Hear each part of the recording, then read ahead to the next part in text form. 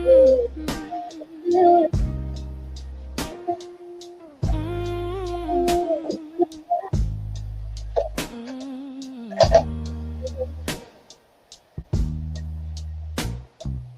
leaning slow, like you already know my history. Hands in my hair. You say you swear you won't lose me, but I've heard those words on a late night curve in February. So be careful how you kiss me. Every touch rewrites my past. If you're only here for tonight, don't make it feel like it could last. Be careful how you hold me. Don't draw a map you won't follow. If your heart is gone by morning, leave my lips a little hollow. You trace my scars like they're constellations, or ask who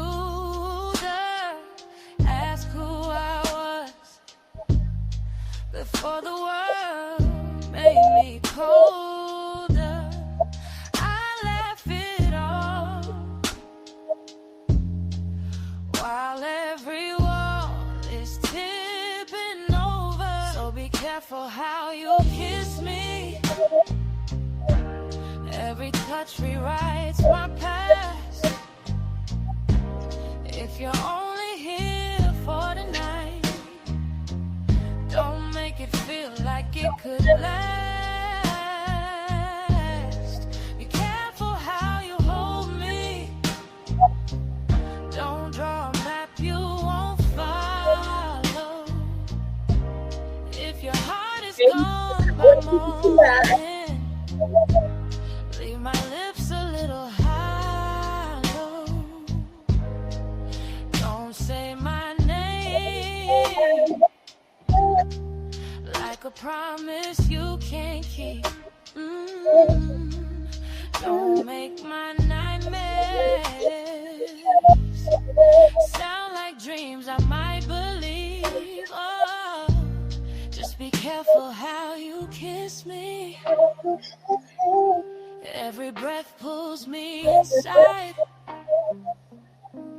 If you're only here for a moment, don't dress it up like forever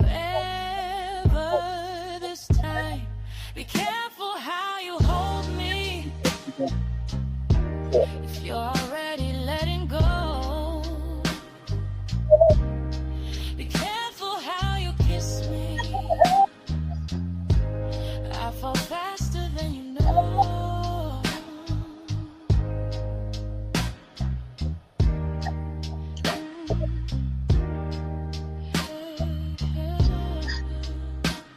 Hello, ma'am.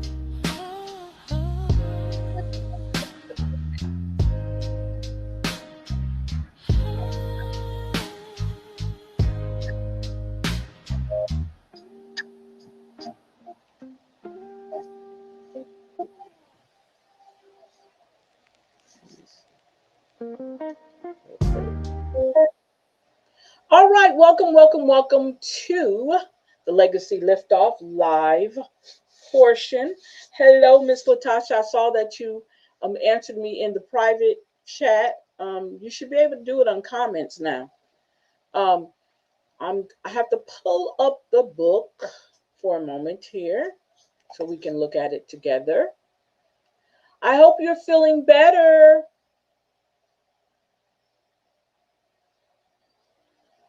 You probably can't answer me, but that's fine. So let's go here. Pull up the book. And we are on chapter 5, but we're going to go over chapter 3 with the answers. Let me get myself together over here. Chapter 3, because I can look at it, and we're on chapter 5. So we're doing good. Chapter 5, here we go. Okay. So let's share that. We'll share that in a few minutes. So we're going to, tonight, we're going to go over, now you want to go out. You guys, wait a minute, just one second. Bye.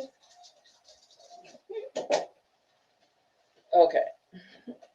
My two monsters. Okay. So let's see. Okay, great. Okay. So did you do your homework? Let me know if you did your homework. Now I'm cold. Did you do your homework, Yes, ma'am? ma'am. Okay, Yes, great, great. ma'am. Okay, so we're going to go over chapter 3, but I want to go ahead and do, at the end, we're going to, when we finish chapter 3, I'm sorry, chapter 5, because we're on chapter 5. You missed chapter 4, but that's fine. And we're going to go back and talk about those. I think did I send you, you know who I didn't send the book to? I sent it to Miss Adrian. I didn't. I'll get it to her after this. Um, what I was gonna say. So we had, and I sent you chapter four's worksheet, right? Yes, ma'am. Did I send you chapter four's worksheet too? Yes, ma'am. Okay, great, great, great, great.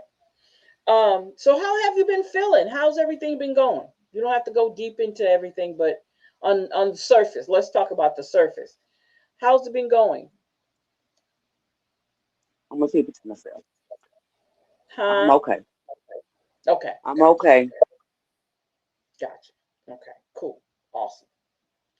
Okay, so let's last week we talked about we did chapter 4, and chapter 4 was pretty good. It was real good. We got a lot accomplished, got a lot of understanding out of the role of activism and advocacy and the roles that we played in it. When we talk about Fannie Lou Hamer, when we talk about Angela Davis, when we talk about, her name was Audre Lorde, when we talk about those type of people, we went over those and how our despite what was going on during those times, we continue to thrive. We continue to be that voice. We continue to show how we can make a difference in history. So that's what that was about, and how important it is for our story to be told. We allow other people to tell our stories, but it doesn't sound the same when we tell it ourselves. And we have these great historians that seem to like to tell our story. And they don't always look like us. So that was one of the conversations we were having, was it's important for us to know our own story and tell our own story, because it doesn't feel the same when it comes from other people. That was one of the things that we talked about on chapter 4, was pertaining to. And then also um, talked about our space, reclaiming our space in this historical discourse, showing where we belong, how we fit in on the grand scheme of things, um, and how important it is for us to continue to know where we stand and where our story needs to be told. Our experiences, our lived experiences, are important to be told. And let us tell it. I don't need you to tell my story. Okay, because what I'll be doing is I'll just be repeating. I mean, you will be repeating what I told you. It's better when it comes from the storyteller, and it does. It feels different. It vibes different when it's coming from you. When you tell me a story about yourself, I'm going to hear it differently. I'm going to listen to it differently. I'm going to hear in your voice your feelings, your emotions when you tell your story, and it's a different feeling. I can turn around and repeat what you said, but it's never going to be the same. It's never going to be my lived experience. It's only going to be your lived experience. So we, it's important that our story be told, especially in history, especially as Black women, and how many times we've been silenced and treated like we don't deserve to tell our stories, right? So um, this is why it's important. I'm sorry, I need to get that glare out of there. There we go. That's why it's important for us to tell our story ourselves. All right. So can you see the book? I'm going to put it on the screen, or do you have a copy of it in front of you?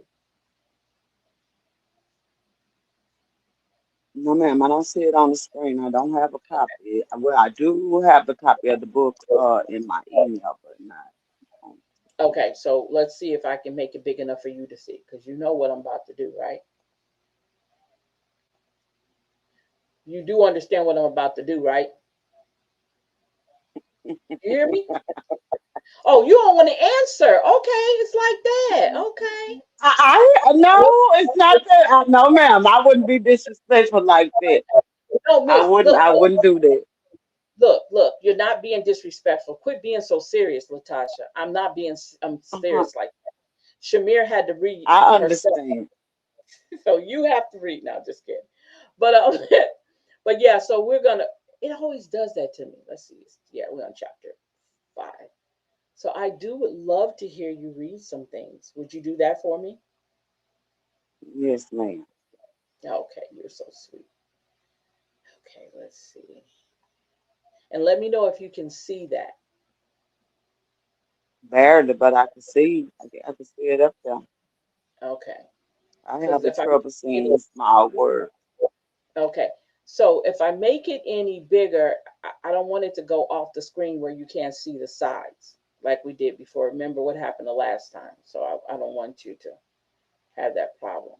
Okay. It changes the chapter. I noticed that when I make it bigger. Okay, here we go. Okay, so we on chapter 5, and chapter 5 talks about contemporary issues and their roots in history. So I'm not going to make you read a lot, not make, but ask you to read a lot, but I'm going to ask you to read. Is that all right? That's fine. Okay. So let's start with the legacy of colonialism and its effects.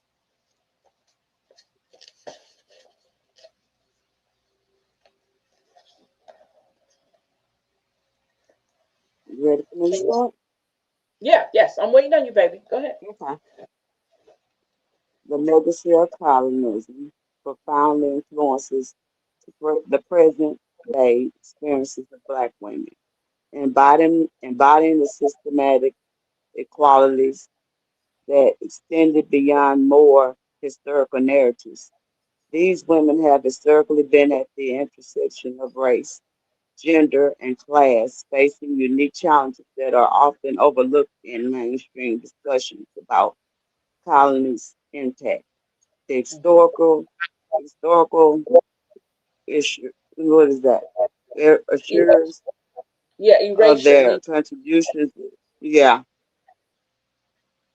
contributions and experiences not only distorts the past, but also perpetuates a cycle of misreputation and what is that? marginalization. Marginalization, colonization establishes a framework that devalues Black women roles both in domestic sphere Hmm. and border society, and stereotypes created during the era continue to inform contemporary participations, shaping the way Black women are viewed and treated in various contexts. This reputation is not just an academic issue; it has real world implications that affect the access to opportunities, resources, and equitable treatment in society. Okay, so um, can you give me a little synopsis of what you just read? Do you understand what you just read? What it's basically saying? Um, it's basically saying how they downplay women, and how these black women misrepresented Mhm. Yes. basically. And so the word colonialism, what does you think that means? It's different areas, Okay, when you hear the word colonizing, what does that mean to you? Yeah, when they put people in different areas. Okay. Okay. So colonialism is the act, is the process of colonizing. Yeah, Yeah. So when we say the legacy of colonialism profoundly influences the present day experiences of Black women, so it actually is the foundation of how people see us now. The story that was told back then about us, and they put the story together. Because I was thinking when you were reading that, like when you go to other countries, right? How do other mhm, countries see us? How do they see us as these bad people, right? And they will admit right, to you that they've been told all these narrow-minded uh, descriptors of Black people, right? In general. right, So colonialism created that, and because they created that, that's why it's important that we tell our story and let them know this is not how it was. That's what they right, told you.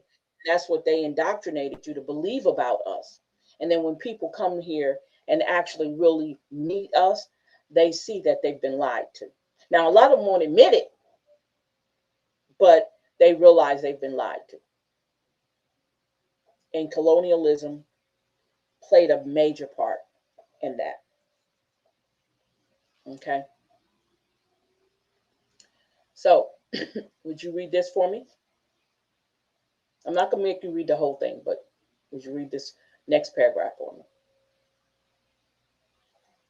Moreover, the intersectionality of race, gender plays a critical role in understanding the nuisance experiences Black women colonial narratives often fail to captivate how their identities intersect to create distinct challenges. For instance, Black women often bear bear the brunt of both racial discrimination and gender-based oppression, leading to a unique struggle that is seldom acknowledged in historical accounts. This dual burden highlights the importance of recognizing and addressing the specific needs and experiences Black women in discussions about colonial legacy. Yeah. As Black women, Mm-hmm. racism, did I skip over a word? As Uh, Black women just reclaim their narrative, the mm-hmm. challenge, the dominant historical perspectives that have long silenced their voices. This reclamation evolves not only acknowledging the past, but also actively redefining their roles within it by centering their Mm-hmm. stories and experiencing Black women can confront the, what is that? Uh, can you blow that up for me a little bit? Sure, sure, sure, sure. Okay, there we go. Okay, Wait, where I left off at. that's all right. Now, can you see it? Okay, what I left off. It's Black Okay. women, as Black women reclaim their, Sure. Go ahead. I'm sorry. as Black women reclaim their narratives. They challenge the dominant historical perspectives.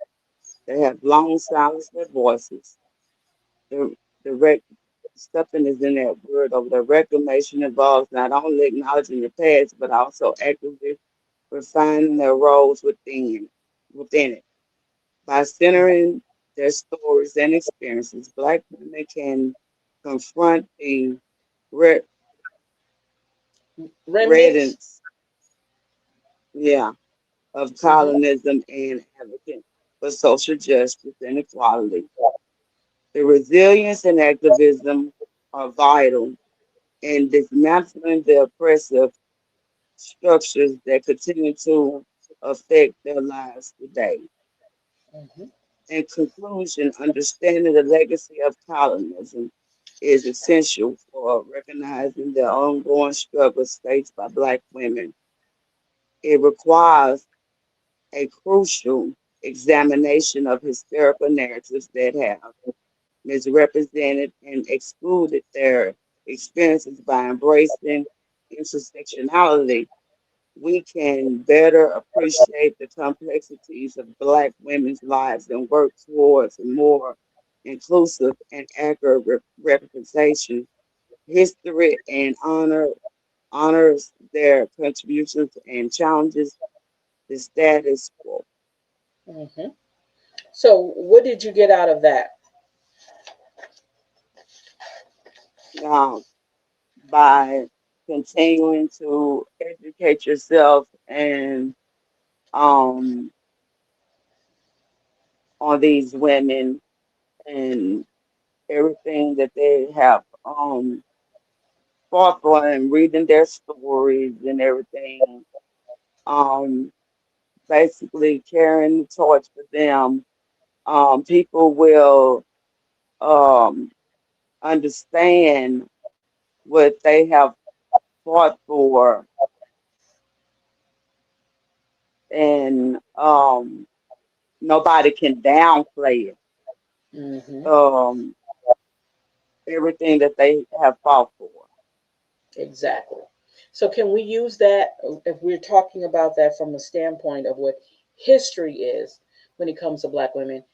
Can we use this for as of today? Can this be something that we can use and we can embrace as of today? Some of it, because it's part true.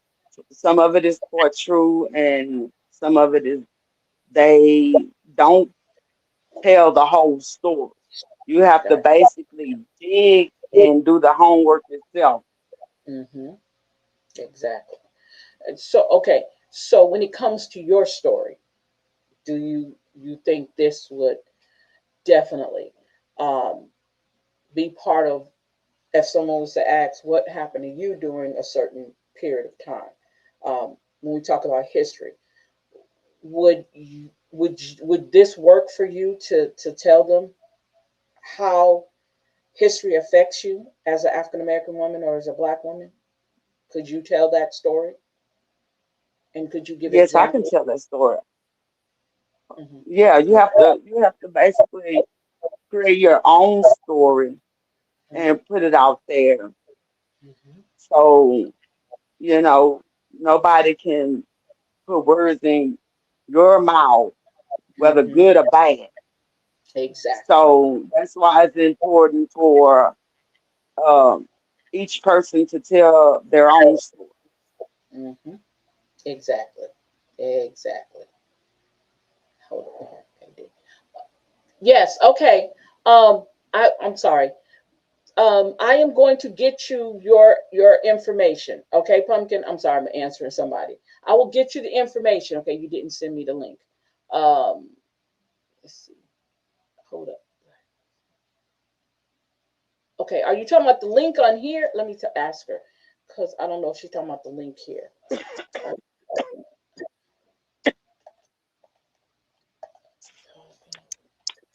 you talking about?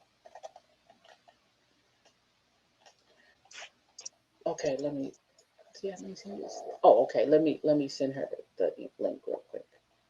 I know now. I just had to see who that was. Give me 1 second. La, la, la, la, la, la. There we go. Um, okay, there we go. Okay. All right. And give me 1 second more. I didn't send my link out. Okay.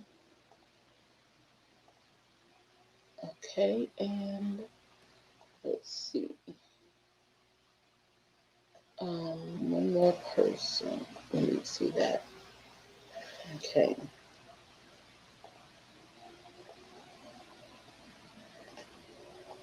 Okay.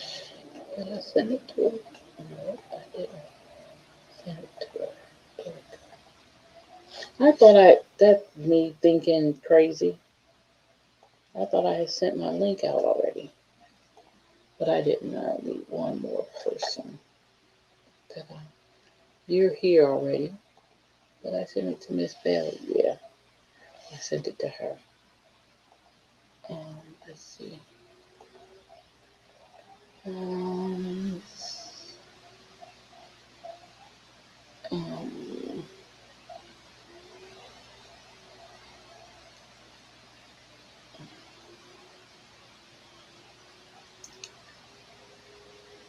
I'm always having to look for her. Oh, there she go. On my what's her name? I don't know why she don't just pop up in my list. Okay, there we go. Now, okay, so great explanation. Love the explanation. Love it, love it, love it, love it. Awesome. That means that you understand, you comprehend exactly what you're reading, and that's good. Um, so I'm going to go ahead. When I think Miss Shamir will be in a few seconds. So I'm going to go ahead and read the next portion. So it's intersectionality in modern social movements. Intersectionality plays. Let me go back over here.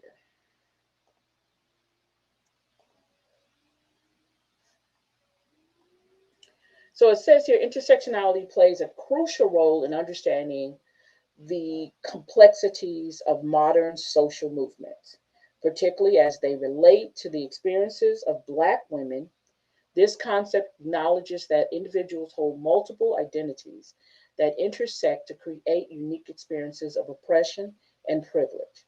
For Black women, their race, gender, and often socioeconomic status combine to shape their realities in ways that are distinct from those of both Black men and white women. Therefore, to truly address the needs of struggles of Black women, social movements must consider this intricate web of identities and experiences. The resurgence of social movements such as Black Lives Matter highlighted the importance of intersectionality in activism. These movements have been pivotal in centering the voices of Black women who have historically been marginalized within both the broader feminist and civil rights movements. By prioritizing intersectional approaches, these movements not only challenge systemic racism, but it also confronts the gendered violence that disproportionately affects Black women. This dual focus is essential for fostering a more inclusive and effective social change. So we understanding what intersectionality, how it plays a role, and other people understanding us, and we understanding each other, right? And understanding that we are targeted more when it comes to oppressiveness, when it comes to socioeconomics than the Black man or the white woman. For some reason, we're like this beacon out there, and people target us at a higher rate than they target other people, other race or the same race, but we're talking Black men or white women. So that's what we're dealing with. Yeah. Go ahead. I'm sorry. I wasn't talking to you. I was talking to one of the boys. Okay. I'm Moreover, sorry. miscalculations in historical narratives surrounding Black women often stem from a lack of intersectional understanding. Many historical accounts tend to either flatten the diverse experiences of Black women or erase their contributions entirely, right?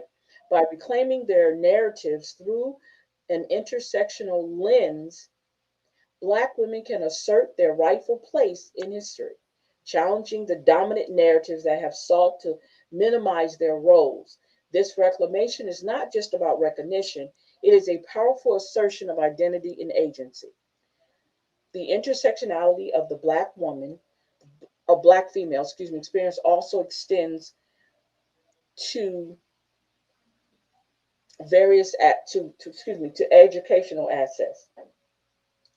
These issues do not exist in silos, rather they are interconnected. Make sure I'm saying that word right.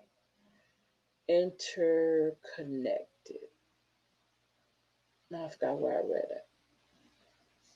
Interconnected and necessitates holistic solutions. Black women often find themselves at the crossroads of these challenges, making it imperative for activists and policymakers to adopt intersectional frameworks that address the specific needs of this demographics. Only through such comprehensive approaches can lasting change be achieved. So, in conclusion, recognizing and embracing intersectionality and the fundamental for the future of social movements focused on the female experience, Black female experience as we move forward, it is essential to continue amplifying the voices of Black women and ensuring that their unique experiences are at the forefront of activism. By doing so, we not only honor their contributions and struggles, but we also pave the way for the more equitable society that acknowledges the diverse realities of all its members. So when we look at Black women in general, you know, the ideal that we are the most educated, we are the most, we are the population we are the demographics, let me say that. We're the demographics that will start businesses and survive successfully with our businesses. And we start them at a faster pace than any other race or gender.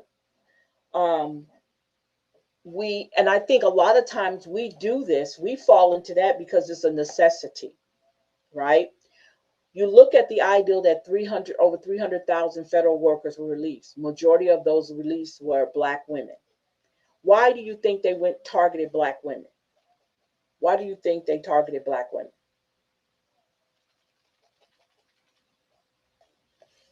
That's a question for me. Yes, I'm asking you. I'm sorry, sweetie. Yes, I'm asking you.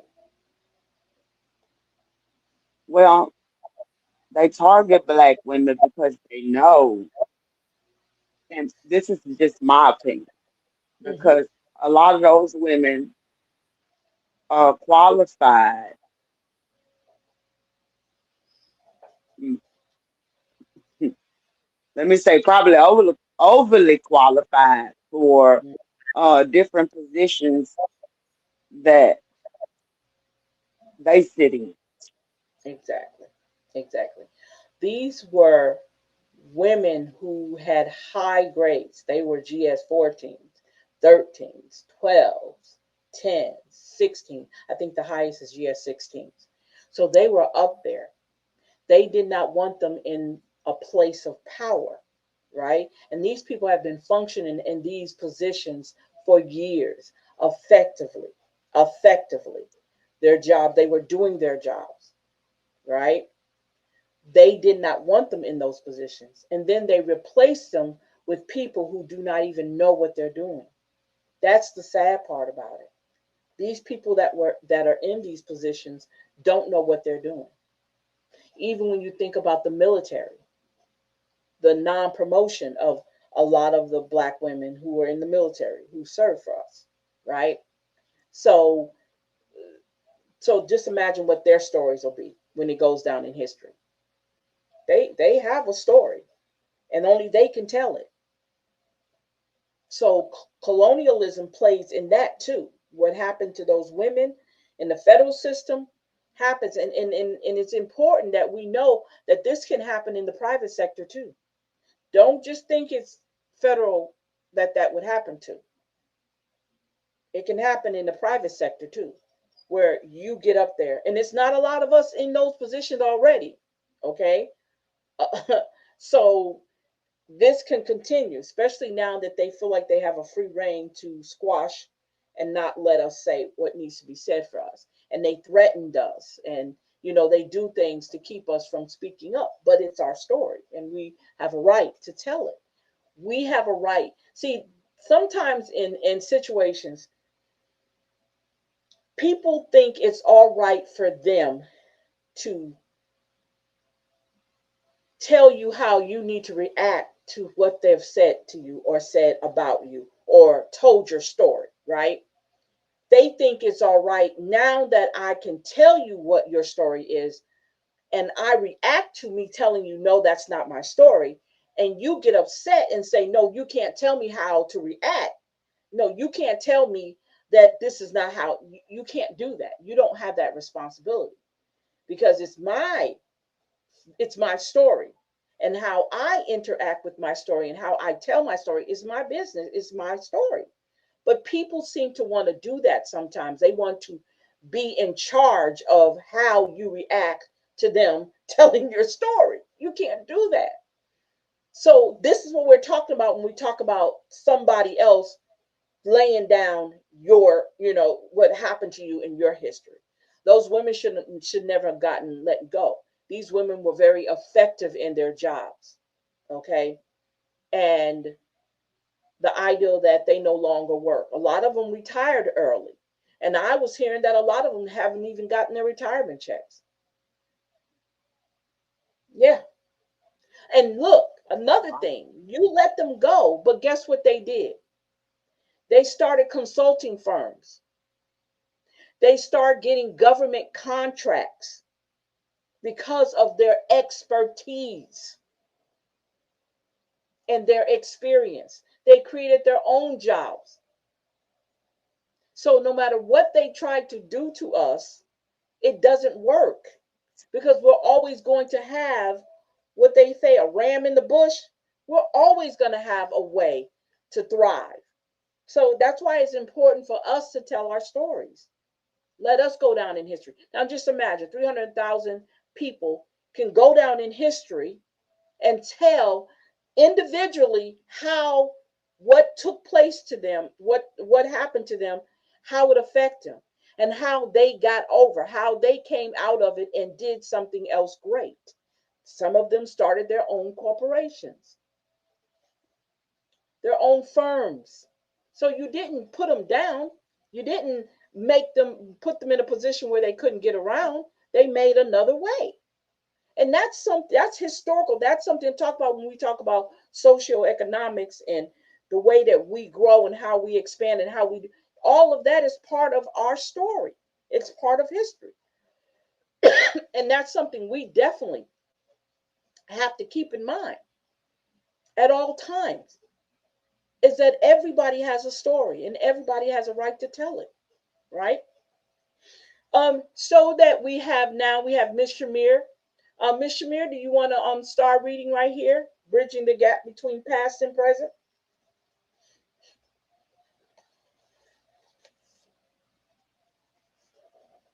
Can you hear me?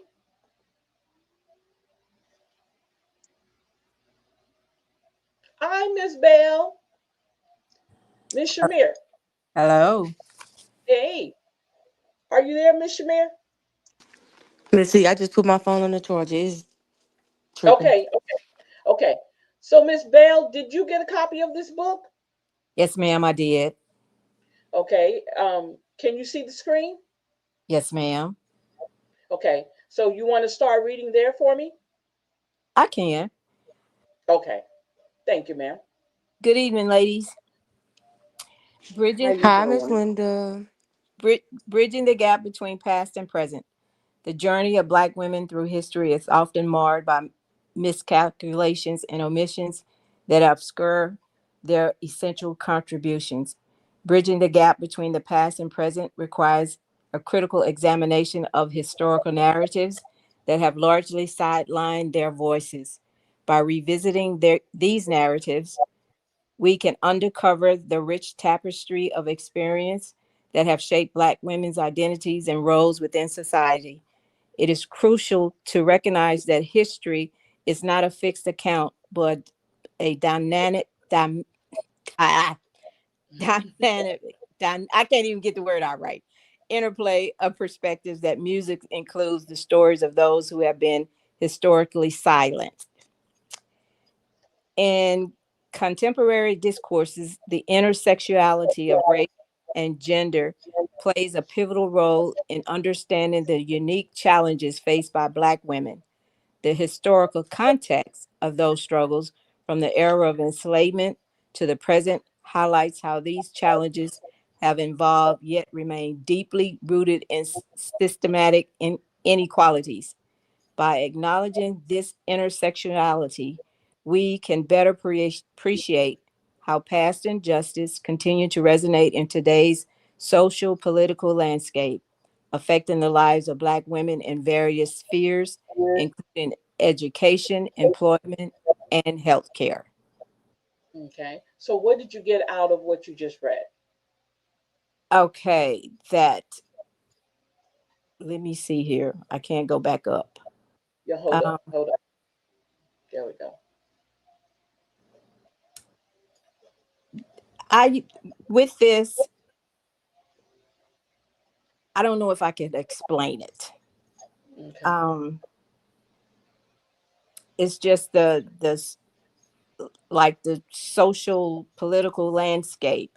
I mean, Mm-hmm. what you just said about um, the women that got fired from that department they set out.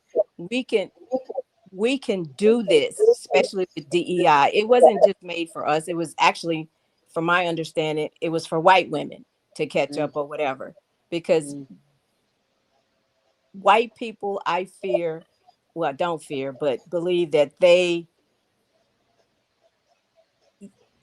just can't keep up with us, Mm-hmm. Gotcha. basically. Um, Okay. that's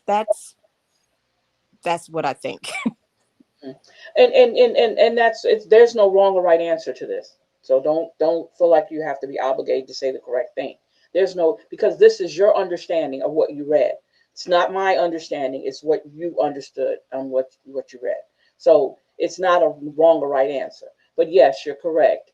And the ideal that having because the when you say bridging the gap between past and present, it's really not too different, right? When we think about especially what's going on right now and at this very moment, it's not too different.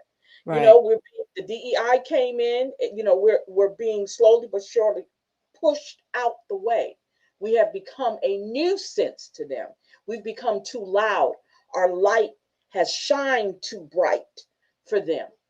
And see, with our light shining bright from our lived experiences, our experiences in general, it causes mediocrity to feel some kind of way. Okay. When we talk about past, let's talk about the suffrage movement.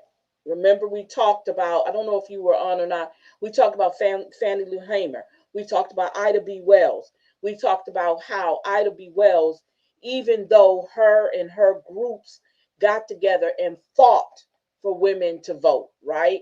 They wanted her in the back. They had all the black women in the back of the parade. But Ida B. Wells said, not no, but hell no. Watch this. And she walked up in the front. Her light had to shine because she knew she contributed to this movement. She didn't let them take all the glory. You're not going to take all our work because that's what they did in slavery. They worked us to death and then they took the shine. They got the money. They got everything. Think about it like how they did it. Okay, and then want us to be quiet. But if it wasn't for us fighting, we would. Because you got to remember now, we didn't have the same issues as white women did. In our households, the same issues were not. This is why it's important to have someone who looks like you to relate to you when you're doing certain things, because they did not suffer. They did not go through. We did. Let me say this. They did not go through the same thing we did in our household. We knew that we were a partner to our partner. We knew we were his teammate. We knew that we was his team player. He worked, we worked, right? Because that's how we were raised. That at home mom stuff didn't work, always work for us, unless there was no other another choice for us to do that. But we went and cleaned houses while he was doing picking up garbage. We didn't sit at home. We didn't have always, not all of us, but all the ones who couldn't do it, we didn't have that luxury. So their fight really wasn't our fight. Their fight was different than ours. They were fighting for a whole bunch of stuff. We didn't have to do that because our mate, our husband, our black men already seen what we could do and the magic we could make.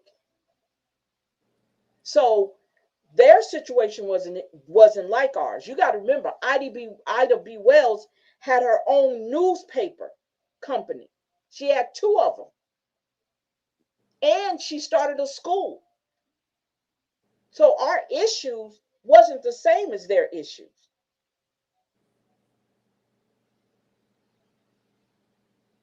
So because of that, she was like, "No, if I helped you do it, oh no, I don't know about sitting in the back. I'm sorry. Excuse me.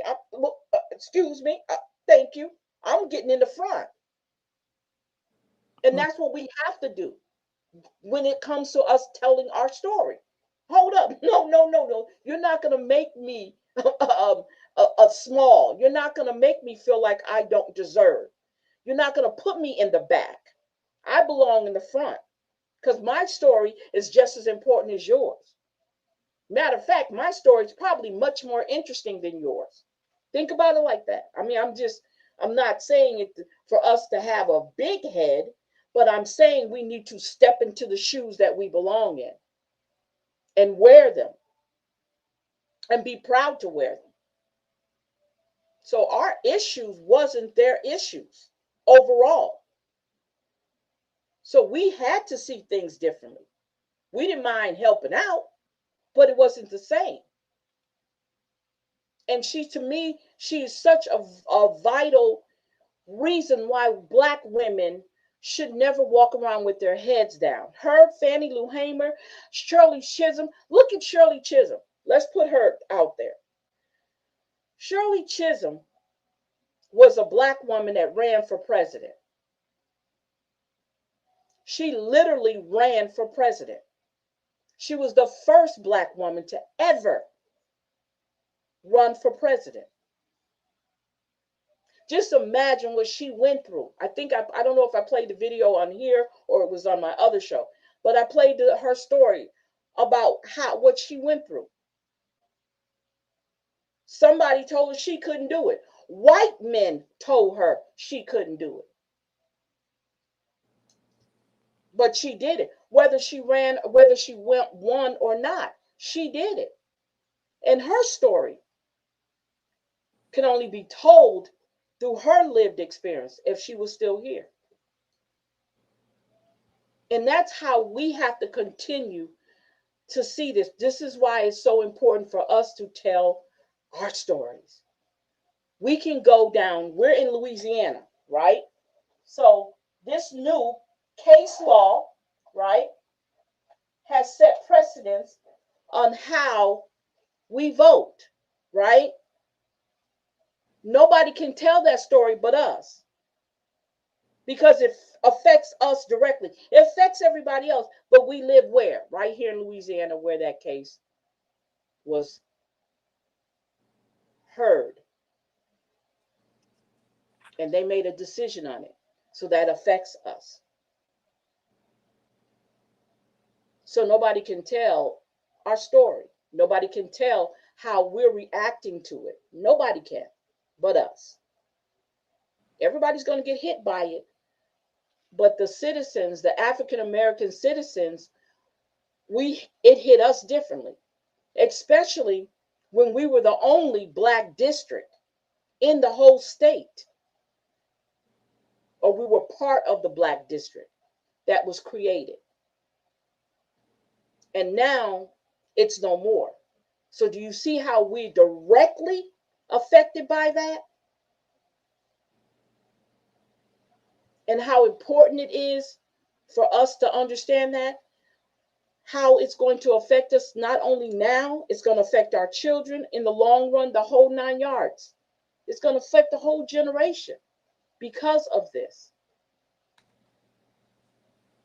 So no, don't ever let someone else tell your story, not your lived experience. And it's very, very important that we get that. And Miss McCall, you talked about Shirley Chisholm. She had Mm-hmm. quite a few people that tried to talk her out of running for president as well.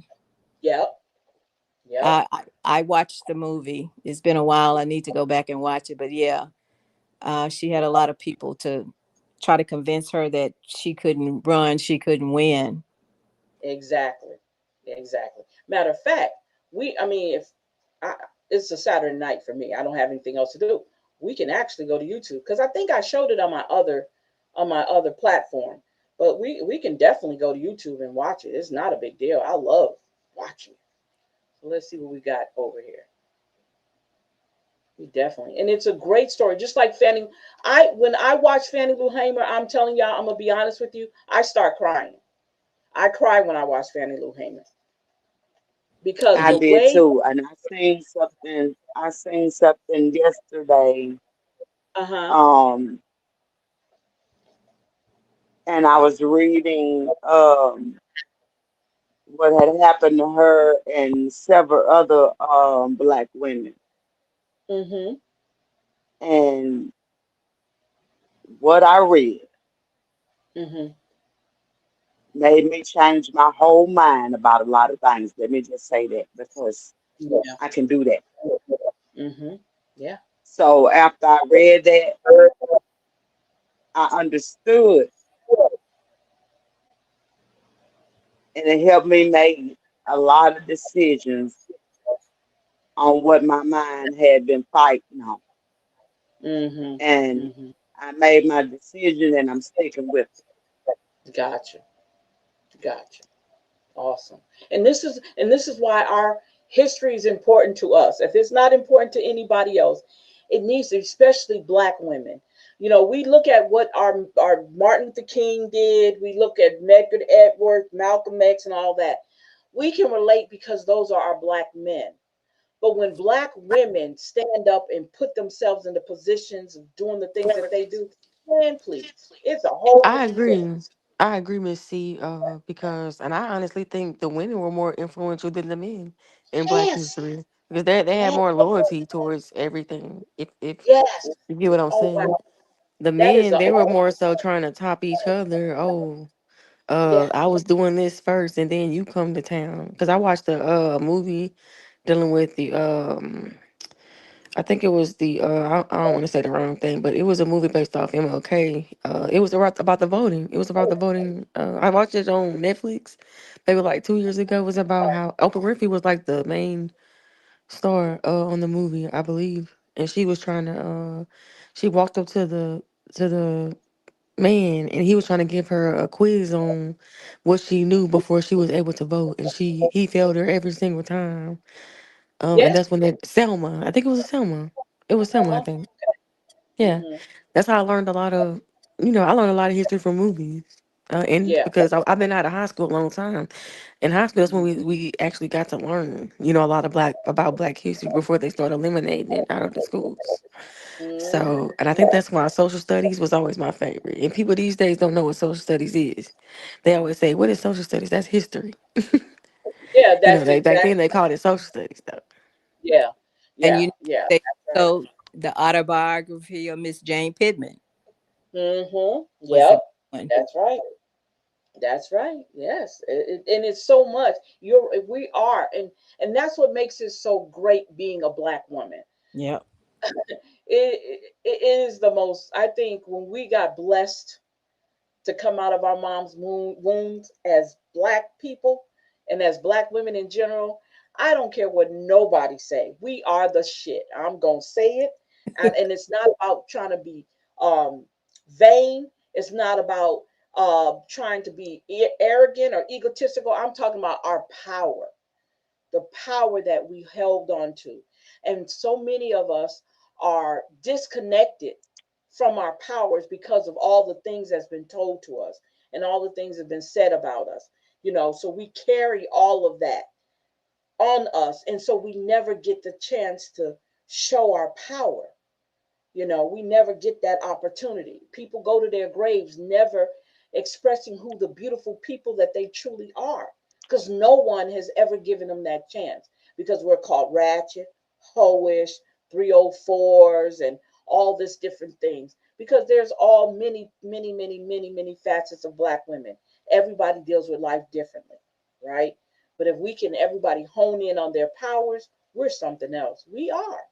And if we would just recognize that and live in it, it ain't gonna be perfect. No, nobody's perfect. But if we could just pick up the magic that we know we have and recognize, see, we don't recognize our power, and we have it. We don't recognize it, and then we don't have anybody showing it to us. Hey, this is what your power is, or this, pull this out of you, no, or pull that out of you. You know, we don't have that because people are too busy judging us and trying to control us and tell us what we can and cannot say and how we need to act. We're That's what people do, because that's the way of controlling us, because they know who we are. They've seen it over and over again. They've seen it. So that's why there's fear in us, or they have a fear for us because of what we can do. They know if we come together, oh, they already know they're done. They know it. So they keep us separated. They keep us at each other's throats. They keep us competing with each other, right? I'm better than you. I got this, I got that. Reality, none of that stuff matters. It doesn't matter. And that's what we got to get in our minds. The stuff that we think really matters, it really don't matter. But we've been taught that it does. And it separates us. And You're right. that's the issue we're facing. And we've been facing it for years. But we have people like this who shows us, hey, that's irrelevant. Just imagine, like you said, a lot of people talked her out of it because they were jealous. A lot of that was because they were jealous of her. And you know They what? were If really jealous of if the people here in Alexandria would just remember what Fannie Lou Hamer said, I'm sick and tired of being sick and tired. her. Yep, yep, yep, yeah. They just don't know the power that we have. No. Mm-mm. But It's what gets me to, Miss Bell, when you say that, so okay, so some of us shows our power in church, right? We right. think about how powerful we are in church when we're in positions in church or in church in general, right? But we're so busy sometimes, not all the time, competing in our church roles with other church folk that Yep. we miss the mark. We miss the mark. You're right. And so you Those be some of the biggest hypocrites. The yes, people yes. that go to church all the time, them the biggest hypocrites. I don't even go to church. 100%. I And feel like I ain't they, ashamed to you ain't say it, lying. but I You don't ain't even go lying. to church. And You and not you know, lying. I don't have to go to church to find God. He ain't there. He ain't. He's not in He's the not house of there. And the ones that go, they some of the biggest hypocrites. That's why I don't listen to Hmm. them folks. Some of the yeah, most I don't evil listen to people them be up in there. peoples. yeah. And that's because again, they don't recognize who they are. They know Right. that they're powerful and they're influencing that church. They don't realize you can be powerful and influence on the outside too.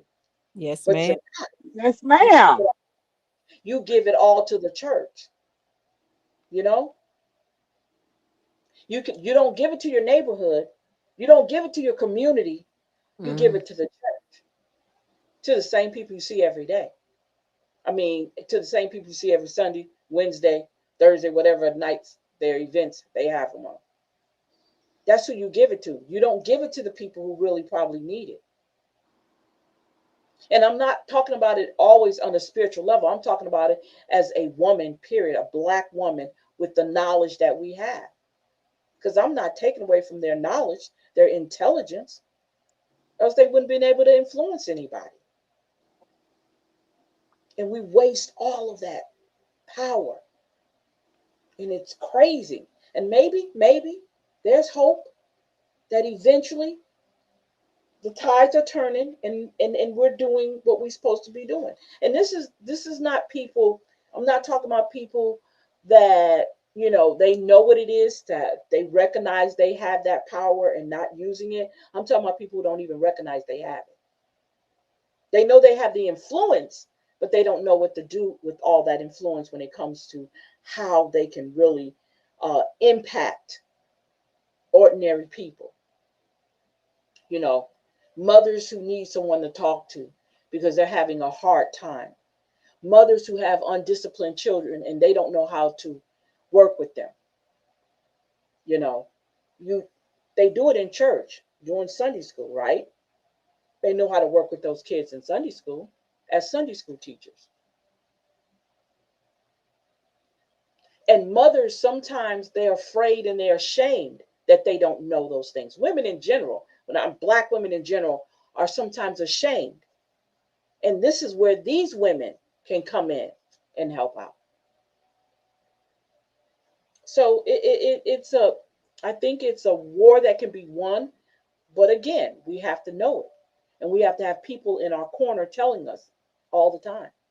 It's a constant thing. You can't just tell somebody that one day and don't think about to tell them again. No, you have to constantly remind them of who they are, because it's not natural for them to know who they are. We weren't supposed to know all that. And people have to understand that post-traumatic slave disorder is real. It's real. And it affects us on so many different levels. It is very much so, for real. So we have a lot of work to do, and I think it can be done. Covered with Base 44 super agents. Your life is chaotic. And became the director of 2 New York daycare centers.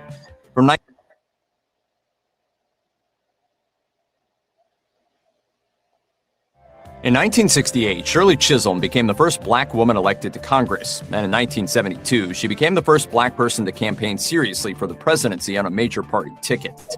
She maintained her independent spirit throughout her career, sometimes to her detriment. Here is her story. Shirley Anita St. Hill was born on November 30th, 1924 in Brooklyn, New York, to Charles St. Hill and Ruby Seal St. Hill. Her father, a baker's assistant and factory worker, was originally from Guyana, and her mother, a seamstress, was from Barbados. Charles was a devout follower of charismatic Jamaican activist and Black nationalist Marcus Garvey, and Shirley Chisholm credited her father's political awareness with inspiring her own and her desire to lead. Her defiant spirit and self-confidence were obvious from a young age. She later recalled, "I would always have playmates that would be 3 and 4 years older than I am, and I would be the leader. My grandmother says that there was leadership in me even at a tender age." Shirley Chisholm was invited to attend Oberlin and Vassar colleges, but since her family couldn't afford either, she instead went to Brooklyn College, which had offered her a full scholarship. Some of her professors told her she was a natural fit for politics, but Chisholm focused on other subjects, graduating cum laude with a bachelor's degree in sociology in 1946 with a minor in Spanish, a qualification which would help with her later political campaigns. After college, Chisholm worked as a nursery school teacher for 7 years until 1953. She earned her master's degree in elementary education from Columbia University in 1952 and became the director of 2 New York daycare centers. From 1959 to 1964, she worked as an educational consultant for New York City's Bureau of Child Welfare. At the same time, Chisholm was involved in various local and national political groups, including the 17th Assembly District Democratic Club, the Bedford-Stuyvesant Political League, the National League of Women Voters, and the NAACP. In 1964, Shirley Chisholm became the second Black woman elected to the New York State Assembly. 4 years later, redistricting opened up a seat in the National House of Representatives for her district of Bedford-Stuyvesant, and Chisholm decided to run for the Democratic nomination. Chisholm took her campaign and her slogan, "Unbought and Unbossed," to the streets, where the strength of her personality helped put her over the top. In the primaries, she beat her closest opponent, State Senator William C. Thompson, by just 800 votes. Given that her district was 80% Democratic, the general election should have been a walkover. But Chisholm was up against James Farmer, an independent running as a Republican who was famous as a civil rights campaigner. He'd co-founded the Congress of Racial Equality and took part in the Freedom Rides. However, Farmer also held some outdated views on women, declaring that black people needed a man in Congress, not a, quote, little school teacher. Chisholm fought back, arguing that it was time that a black woman got a chance to act in government, that Farmer was an outsider who didn't even live in the district, and using her Spanish skills to directly address Hispanic voters. She won 67% of the votes, becoming the first black woman elected to Congress. This mug started as a sketch in a notebook. Now it has its own website. Acting on your Being the only black woman in Congress was difficult. According to NPR, Shirley Chisholm later said that her colleagues wouldn't even sit with her in the lunchroom. For the first few months, she said she was miserable. However, she never lost her fighting spirit. First-term freshman House members are traditionally expected to stay quiet, follow orders, and take the assignments they're given. But Chisholm continued to defy expectations. Chisholm used her first floor speech in March 1969 to criticize the Vietnam War and said she would vote against any bills funding the military. When she was assigned to the Agriculture Committee, she rebelled, arguing that it wasn't relevant to her district. According to the New York Times, she said, "Apparently all they know here in Washington about Brooklyn is that a tree grew there." Chisholm's persistence eventually landed her on the Veterans Affairs Committee. Starting in her second term, she served in the Education and Labor Committee, which had always been her first choice given her background in education. In 1971, during her second term, Chisholm co-founded the National Women's Political Caucus with the aim of increasing women's political involvement. Women have been running for president since before they could vote. A white woman's suffrage campaigner, Victoria Woodhull, was nominated by the Equal Rights Party exactly 100 years before Shirley Chisholm ran in 1872. And in 1968, Charlene Mitchell became the first black woman to run for president as a member of the Communist Party. However, Chisholm was, as she put it, the first black person to seriously run for president for a major party and the first woman to run for the Democratic nomination. She announced her candidacy in January 1972, declaring herself as the candidate of the marginalized, especially poor people, women, black people, and young people. The time had come when a black person or a female person could and should be president of the United States of America. Chisholm knew that she probably wasn't going to win. Instead, she aimed to get enough votes that she and the marginalized people she hoped to represent would have some influence at the Democratic National Convention. For example, she wanted to force the candidate to name a black vice president and a Native American secretary of the Interior. But above all, she wanted to prove that black people, women, and particularly black women have as much right to run for president as white men. Chisholm maintained, "Because a white male has always been the person who has entered into the White House, I don't see why it is that I should step back." From the moment Shirley Chisholm announced her campaign for president, she was bombarded with sexist commentary, racism, ridicule, and a basic lack of respect. A new hat, rather a bonnet, was tossed into the Democratic presidential race today. She was excluded from appearing in a televised debate alongside rival candidates George McGovern and Hubert Humphrey until she successfully filed a complaint with the Federal Communications Commission. During the campaign, rumors were circulated that Chisholm had previously been hospitalized in a mental asylum. Chisholm also received at least 3 death threats and was once shockingly close to a man with a knife who reportedly intended to stab her in the back.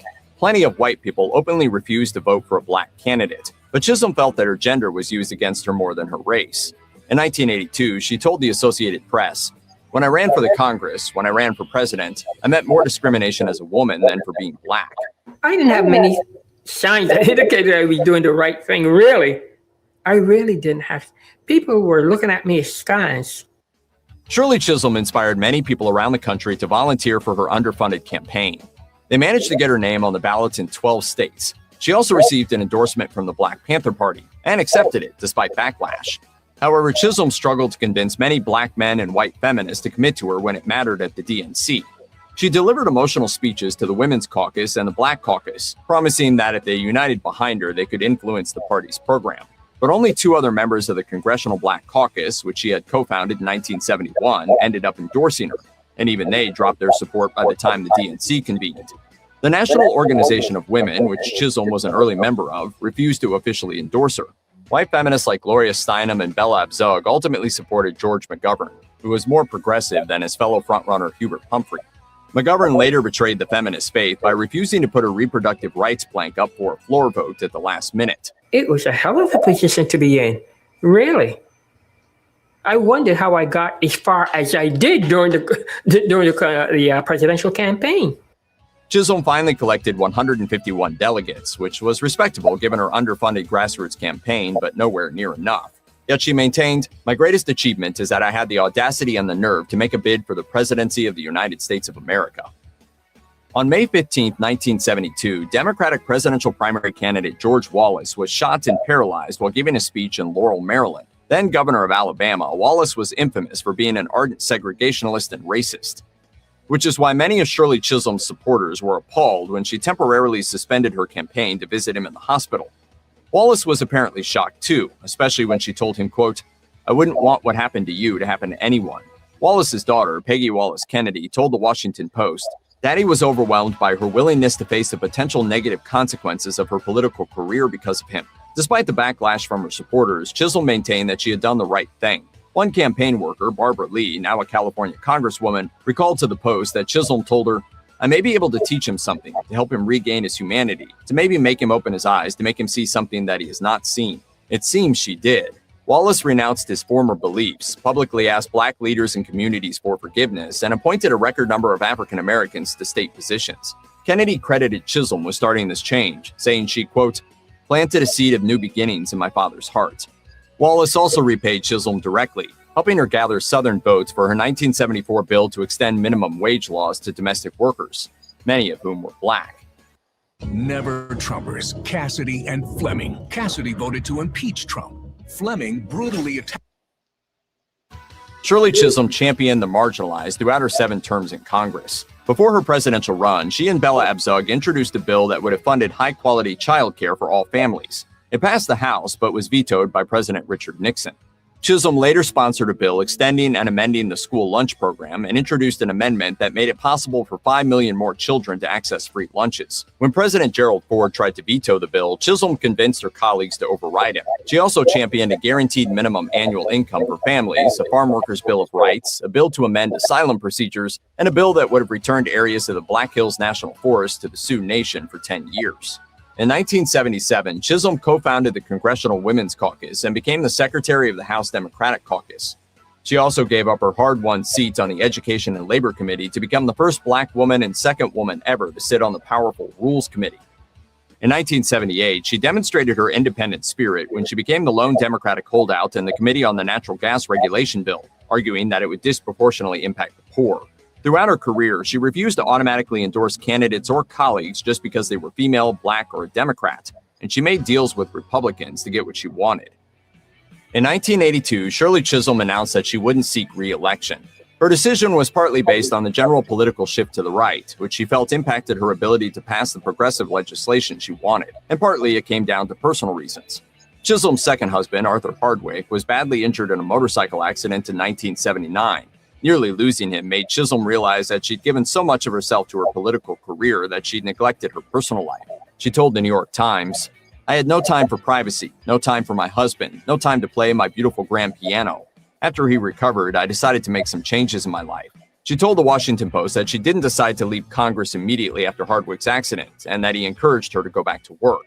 But the job she had once enjoyed began to wear on her, especially as she felt that she was no longer able to be as effective as she used to be. Chisholm's retirement was greeted with mixed emotions.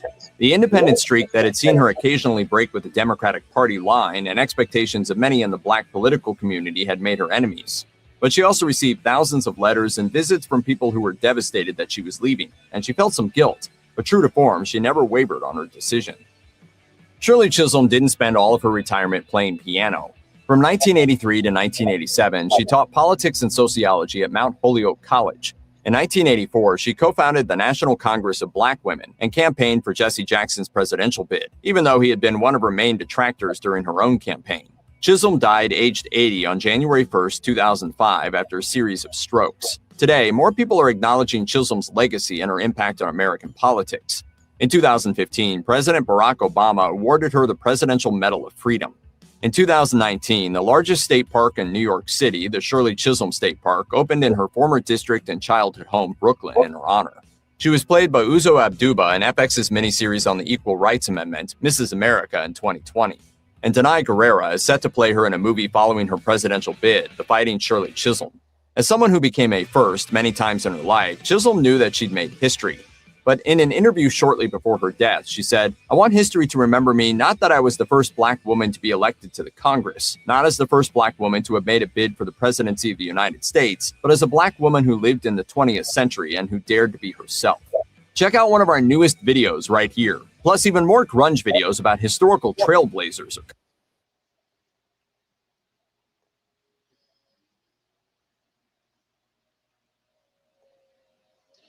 So, do you see how inspiring that was?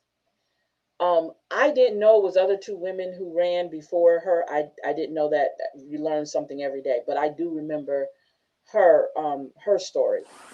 And the ideal that the black males, do you see what I was just saying when we were just talking about in chapter 5 of how even the black males, do you see what I was just, what happened? Oh, okay, you playing, okay, I see what happened. So do you see how how she even the black males didn't want to, we stand by them now, keep that in mind, we stand by them, but how they did her, how the black caucus, that's why I have issues with the black caucus, because they show their true colors. The only person that really endorsed her was the Black Panthers, and then they got upset because she accepted the endorsement. Do you get what I'm saying? And then I don't know if you guys heard when she was talking about a bill that Richard Nixon would not pass. They got passed through the House for daycare, child care. That was, if I'm not mistaken, I'm going back on my history, that was the bill that did not get passed, where my mom and several other people, groups got together, and we went to Washington, D.C. and protested on the Washington Monument. I had never been to Washington, D.C. until my mom took me to Washington, D.C. She got everybody together, the whole community, because at the time we lived in New York and we lived in projects. So that definitely, that bill would have affected us, the families that lived around us. So my mom, being the activist she was, her and a lot of other women got together and they got buses and we went to Washington, D.C. to protest for that. If I'm not mistaken, since she mentioned it, it was Richard Nixon. I remember my mom saying that. So he turned down a child care bill that was very well needed in our area. And when he did that, he vetoed it. We went to Washington, D.C. to protest. So I didn't realize it until she said that. But yeah, so when we look at her story, I mean, look, she neglected her husband. She spent all her life trying to help other people. And again, she was the one to tell her story. She was able to stay, I mean, she was still here to tell her story. And that's inspiration to me. That's motivation to me. That's making me think, oh, wow, think of all the work that you guys do just locally. We're talking locally. She was on a bigger stage than we are. The work we do, how we impact people locally. Does this make you feel like you want to keep doing it or you want to give up and not do it anymore? Anybody? Anybody? Answer. Does this make you feel like you want to keep doing it or you? Huh? Hello? I didn't hear you. It was echoes, Miss Lady. Okay. Nobody never answered. I But Yeah. can't yes, hear it's very either. I can't motivational. hear. It was echoes, Miss Lady. Yeah. It's Okay. very motivational. Okay. So what do you think, Shamir? Huh? No, it doesn't. Very motivational. It doesn't motivate you? No, it doesn't motivate me to stop. I thought that's what you said. Okay. Okay. Yeah. I got you. Okay. So you guys are all saying the same thing. Yeah, I was saying, I basically was saying that the ideal of let's keep wanting to do this work, looking at what she went through. And she spent most of her entire life doing this. So yeah, it's motivating, and the impact, and we know that we have the power to do this thing. We know we can affect people. We know that. Without a doubt, we do, and it's so important. So Um, Latasha. So let's do this. Let's go ahead and finish this up because we only have a couple more. I think we left off. Let's see where we left off at. Discourse. Yeah, we have. Before we go any further. Yeah, this is the last thing. So, Shamir, can you see this? No, I don't see nothing, and I'm on my phone right now. But no, I Okay. don't see it. Okay. You're not sharing it. Okay. You can't see it. Okay. So I'll try to knock it out, and then we'll go over our worksheet for chapter 3. Moreover, the act of rewriting history is not merely an epidemic, academic, exercise. It is a form of reclamation. Black women are increasingly taking ownership of their narratives. That's right, challenging dominant discourses that have long perpetuated stereotypes and inaccuracies. This reclamation is evident in literature, art, and activism, where Black women are asserting their stories in powerful ways. By doing so, they are not only bridging the gap between the past and the present, but also empowering future generations to embrace their heritage and identity with pride. Community engagement plays a vital role in this bridging process. By fostering dialogue among Black women across different generations, we can create spaces where shared experiences and wisdom are exchanged. Such conversations can illuminate the ways in which historical miscalculations impact current realities, encouraging collective action towards social justice. This solidarity is essential in building a robust narrative that accurately reflects the complexities of Black women's lives, ensuring that their stories are only heard, but not only heard, but celebrated. Ultimately, bridging the gap between past and present involves a commitment to continuous learning and unlearning. As Black women, we must challenge the narratives that seek to diminish our stories and advocate for a broader understanding of history that includes our voices. By doing so, we can contribute to a more inclusive narrative that recognizes our pivotal role in shaping history, thus fostering a sense of belonging and empowerment within our communities. This was an excellent chapter. Very, very good. Okay, so can you guys, anybody want to sum this up for me before we go to chapter 3 worksheet?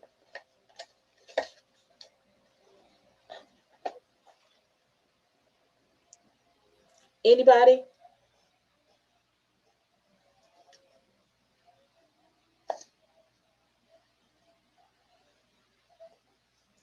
Can you guys hear me?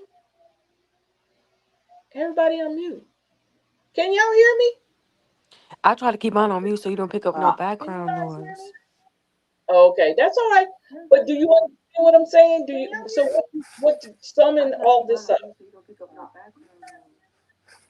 Okay, that's all right. But do you understand what I'm saying? Do you? So what summing all this? Michelle, are you talking? Because I can't hear you.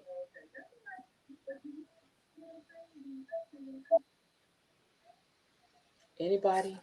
Everybody? Mr. Lady, you I you can't you, hear ta- you, you Miss speaking McCall. about Can you hear you me? speaking about summing up the chapter 3. Yeah, no, the chapter we just finished. Mine kind of in and out right now, honestly. Okay, that's all Like right. I can hear you, and then I can hear Miss Bell, and then I can hear some background on Miss Latasha, I think. Oh, okay, I see what you're saying because you hear a background noise, I right? can't hear you, Miss Oh, okay. McCall. Can you hear me? You can't hear me at all? I can hear you just No, she might fine. have to get on and get off. Okay, Miss How Linda, I be go out having to and come do. back in. Yeah, go back out and come back in because sometimes that's what happens. So, what do you think, Latasha? While we're waiting for them to come back in, I think basically chapter 3, to sum it up, I It's think honestly, important I think to. the whole thing is motivating to me because I never thought how you never get women never get their flowers. You Yes. know, they try to make it seem like everything is about women. Like, for example, marriage is about women, Valentine's Day is about women, Mother's Day is about women. But what really is about women? Like, we didn't ask for those days. You know, who truly asked for those days to be recognized on those days? Who asked for it? Exactly. You know, Exactly. there's things women have done that kind of affect some of us today. You know how women used to fight to have the same rights as far as working. And Mm, now we complain that we get pregnant, we don't get enough time off work, right?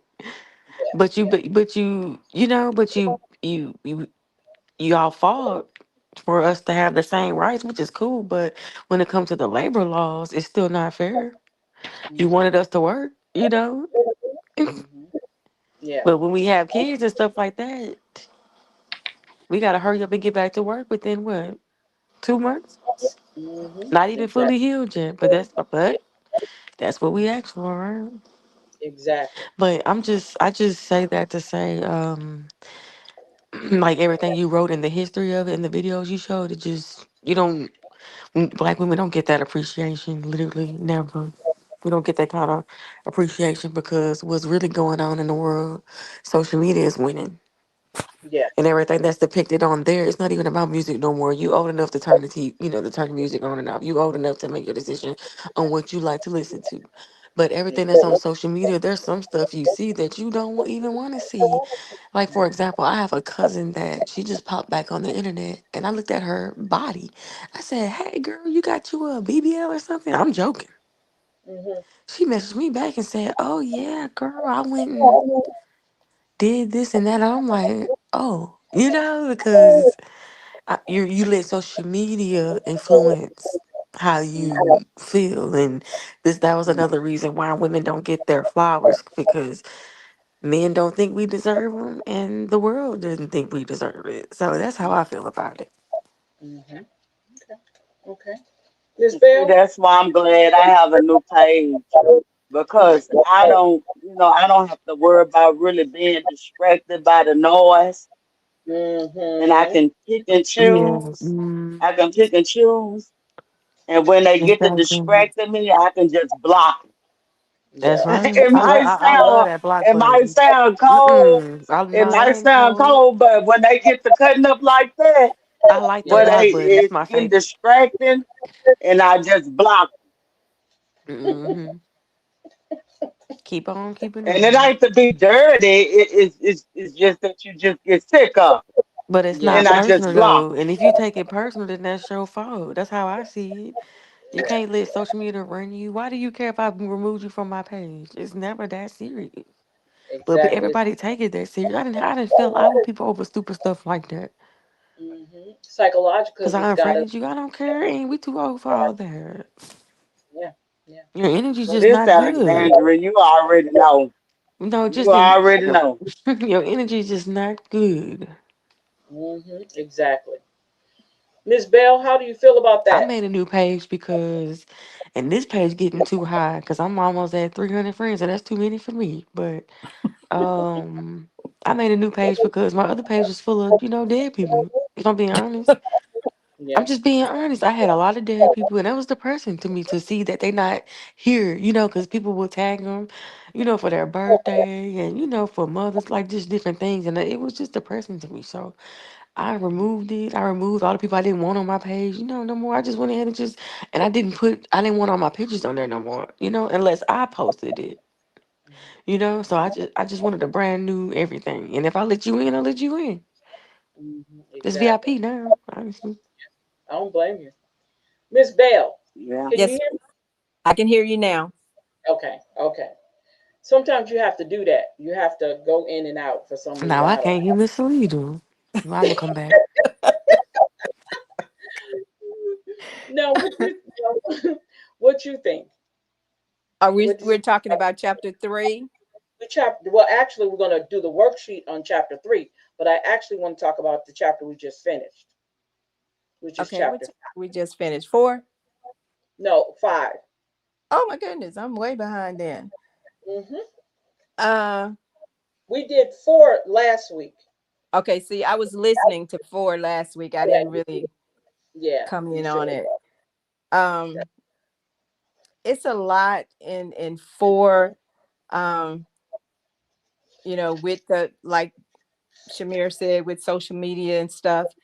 I try not to be on it because sometimes I get upset and I just start cussing like a sailor when I see stuff. And Right. I try not to basically even get in with my black feelings women, I about think nothing. we shouldn't have to, but Hmm. just it's just a representation of us that they think that we're this, we're that. Hmm. They're just intimidated by black women. And Hmm. we all black women, we need to stand together, to support one another. Hmm. That's the biggest thing. And it was just like you said a few minutes ago, the church people, they trying to outdo this person and that person. Well, that's with black women too, Yeah, because that's they don't want to see um another black woman do this or how she got that. Because I remember telling you, and I think Miss Latasha was on the line when we were talking about when I told you that to this day I don't allow a woman in my house. You remember yeah, that? yeah. We And had that Oh meeting. yeah, something that that Have you was my said a number. 5 star really short. That struck a was a chord 5 star with me. shooter. Yeah. Like, you know, why should I shouldn't do it. This is basically me paraphrasing. I shouldn't do it because of what happened to me. And that That's what you that really struck a said. chord to me. And guess what? I let a woman in my house. I know you did, and But didn't tell her. Ooh, it's So just, what happened? growth. well, I invited her for she was going through some stuff. As you know, I Mm. told you, put it on the other. I've been going through some stuff as well. Yeah. And I invited her to my house and, had a little spread out or whatever. That's And we so just talked. nice. That's She told lovely. me what she was going through, and I told her what I was going through. And we talked. We decided to talk once a week, just to Oh, catch up on each other and yeah. stuff. This time I would go to her house Hmm. and we would talk and stuff. So you struck a chord with me, Miss McCall. Oh, that's so And sweet. That's sweet. I said, she said it. Mm. Well, I'm glad it was something positive. Yes, Mm. ma'am. I, I'm I glad you ain't am have to knock too. nobody out, Miss But Linda. you know, we just have to stick together as black women to support one Mm. another. You That's know, right. basically that's the thing that I gotta, we just need that support from our Yeah. black men as well, Mm. Tell Absolutely. me. so Hmm. but That's that's it. Yeah. okay. Great. You guys did great tonight. This was wonderful. So we're going to go over chapter 3 worksheet real quick here. Let's see. Here we go. So I don't know if you guys have your worksheets in front of you, or you can go back and answer the questions. Either way, it doesn't matter. But I do want to go over it real quick with you guys. So chapter 3. Let's talk about what chapter 3 was about real quick here.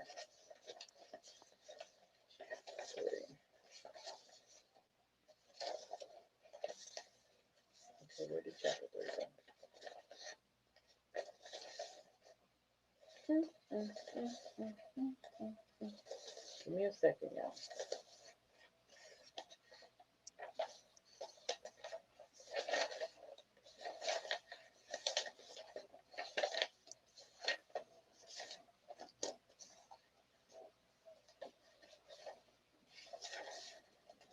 Hmm, what did I do with chapter 3?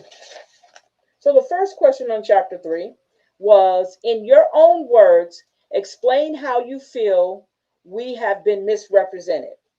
In your own words, that's what that was about, misrepresentation. Anybody?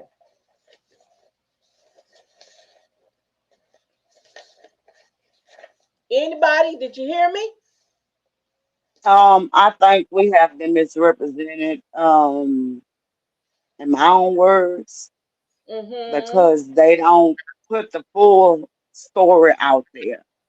Okay. Like I said earlier, if you don't go and do your own homework and dig and look and find things, then they only tell you parts that, make the person not look so good. Gotcha. They don't tell you everything that the person, all the good achievements, and how they went through all these loops to get whatever goals that they wanted to achieve. Mm-hmm. Okay. They don't tell you all that. Okay. So that's why it's important that you go and you do the homework yourself and you dig up those facts. Mm-hmm. And And find it's out a the. lot of great women out there, besides Ida B. Wells and Mm-hmm. um Fannie Mae Lou Hamer and Mm-hmm. Because if um you have to look at in other countries, they also have their heroes, their sheroes yeah, from other countries. So they have their own set of heroes too that did the yeah. same. Anybody else? I was reading of Angela Davis and a lot of them. Mm-hmm. Yeah. Yeah. Anybody else want to answer that question? Number one, in your own words, explain how you feel we have been misrepresented.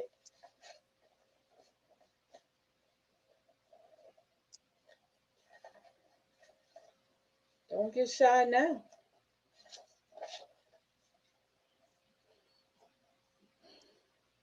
Okay.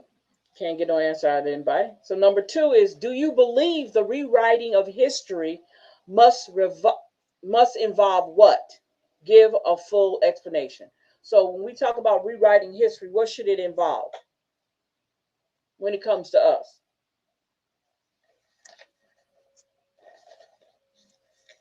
Voicing our concerns Okay. What else? and voicing our concerns and basically um, challenging anything that they would have to say about us as Black women, Mm-hmm. Mm-hmm. Okay. And what else? What else you think? and that we should reclaim our stories. Mm-hmm. Okay. Okay. All right. So number five is, I'm sorry, number three. Can you name some notable Black women? We've already just talked about them, but you can name some more if you want to. What about Barbara Jordan? But yes, Barbara Jordan. Yes, yes, yes. Anybody else? Rosa Parks, Mm-hmm. um, Angela Henrietta Lacks. Davis. Henrietta So Lacks. yeah, Henrietta Lacks. Yes. Okay. Sojourner Anybody? Truth. Mm-hmm. Mm-hmm. Mm-hmm. Awesome. Awesome. Okay. Number four. What are the impacts on historical accounts when it comes to Black women? What are some impacts? What could, I guess, what fingerprint or footprint did we leave or women of color have left historically?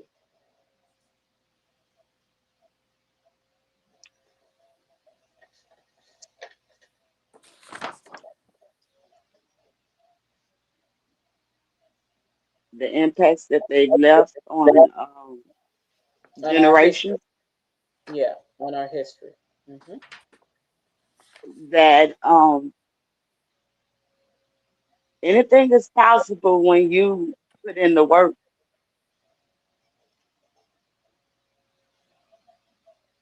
Okay. And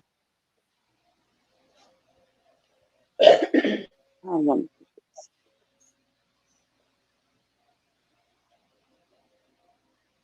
Is that it? Anybody else?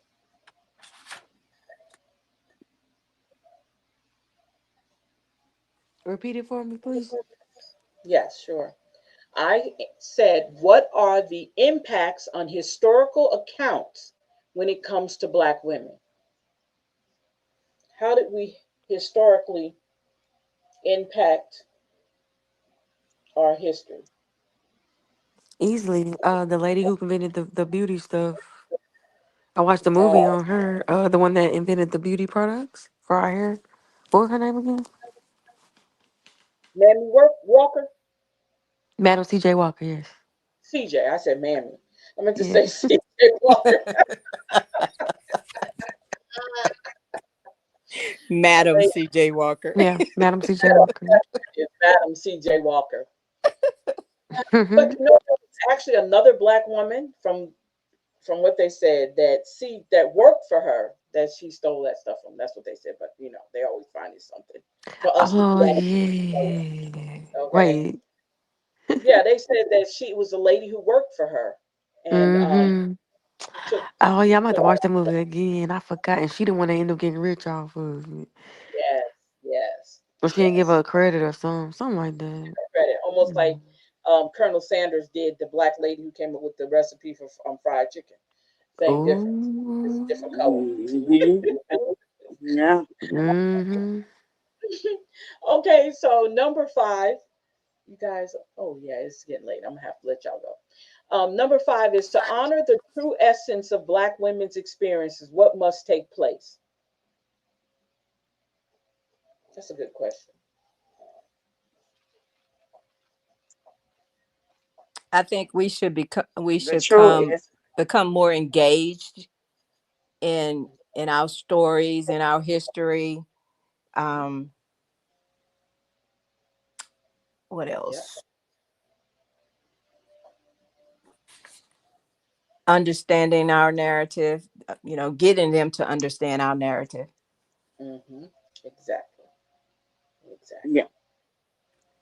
And Yep. we can empower, I got this, we can empower Black women Mm-hmm. and acknowledge their rightful place in history. That's right. I like that. Yeah, I See, do too. I did this today Yep. I like that too. Yeah. because I missed She chapter summed it 3, but up. I did it today. She summed it up. She did Well, a you good just job. summed it up. Yes. Mm-hmm. Thank you very much.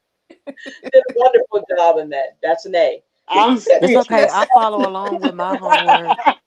I follow along.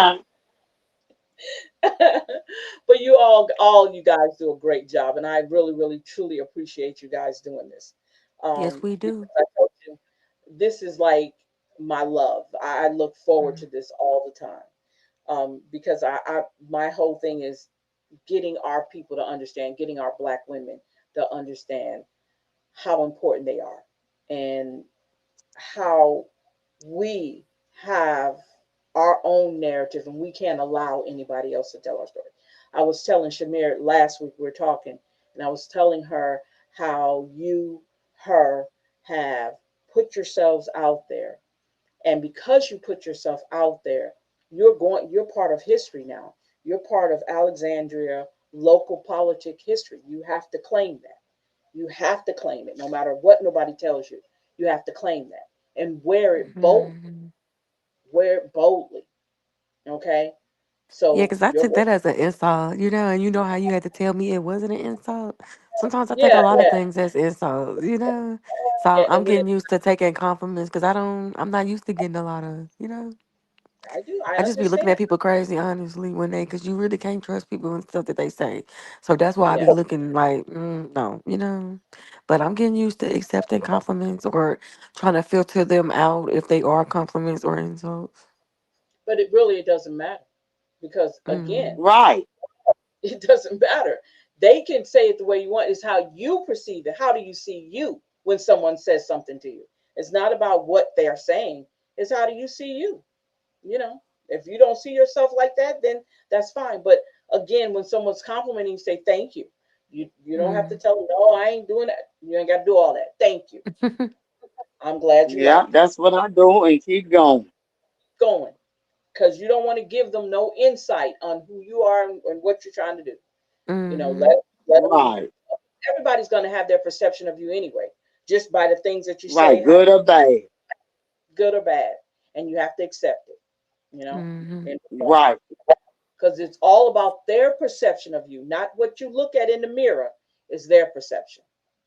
Yeah, and that's how you have to look at it. So I am so proud of all of you guys. I'm so proud that you guys are taking this. And let me tell you something.